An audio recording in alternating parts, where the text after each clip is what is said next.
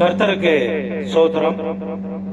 Jesus loves always ministry மூலமாக இந்த short மெசேஜை உங்களுக்கு சொல்லுவதில் நான் பிரியப்படுகிறேன். வேதத்திலே ஒரு வசனம் இருக்கிறது, நீ என் தாசன் இஸ்ரவேலே, நான் உன்னில் மகிமைப்படுவேன். இது ஒரு வாக்குத்தத்தம். அதாவது வாக்குத்தத்தத்தில் என்ன இருக்கும் என்றால், நீ எனக்காக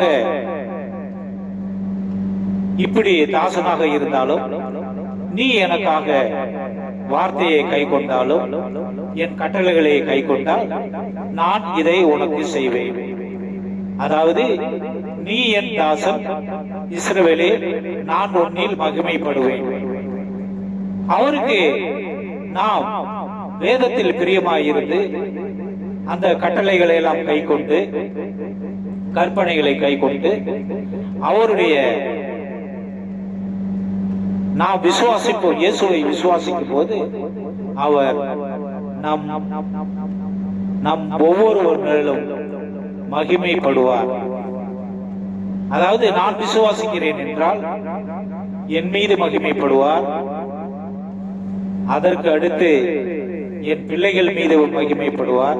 இப்படியாக நம்முடைய வீட்டின் மீது அவர் மகிமைப்படுவார்.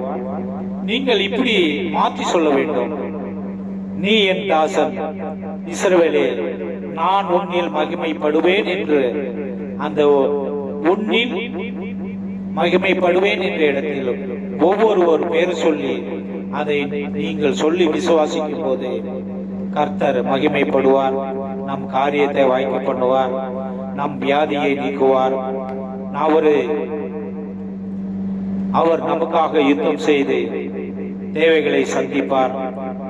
அதாவது இந்த உலகத்திலே எது இல்லாட்டினாலும் கர்த்தர் மட்டும்தான் அதை நமக்கு உருவாக்கி கொடுப்பார். சிருஷ்டி, ஏனென்றால் அவர் ஒரு சிருஷ்டிப்பின் கர்த்தர். வானத்தையும் பூமியை உண்டாக்கின கர்த்தர். அவராலேயே எல்லாம் உண்டானது. அவர் வார்த்தையினாலே எல்லாம் உண்டானது.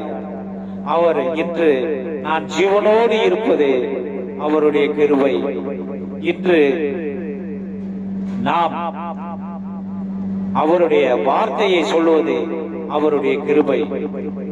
கர்த்தர் இந்த ஷார்ட் மெசேஜை கேட்கும் ஒவ்வொருவரும் கர்த்தர் ஆசீர்வதிப்பாராக.